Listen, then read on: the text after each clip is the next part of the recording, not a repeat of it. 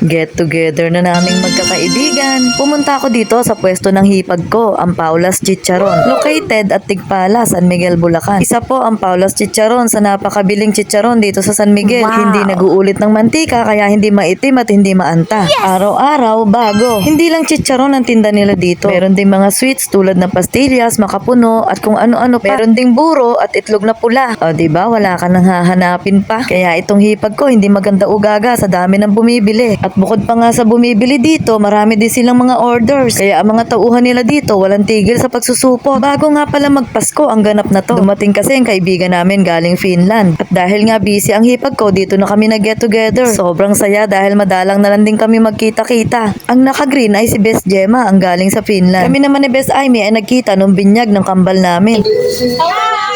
Kain tayo! Siya naman si Best Roda. Wow, ang sweet!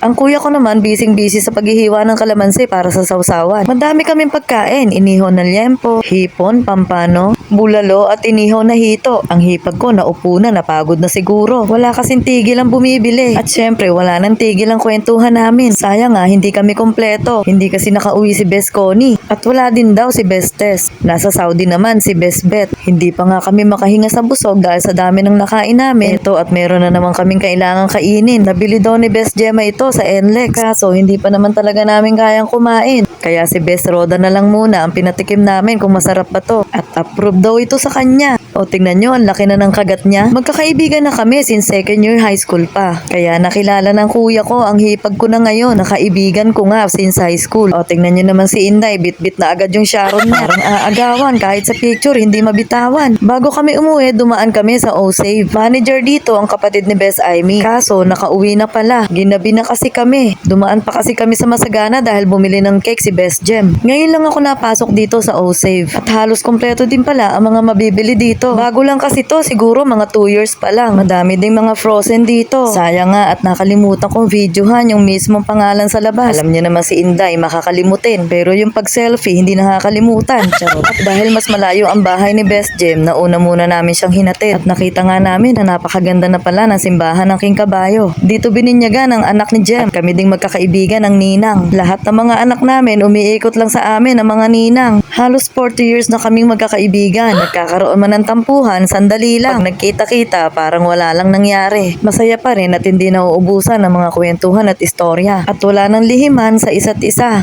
At naihatid na nga namin si Best Gem. At pagdating ko sa bahay, inayos ko na sa lamesa ang mga pasalubong at mga pasyaro nila. Maraming salamat mga best ko. O paano guys, sa susunod na lang ulit ha. See you, bye!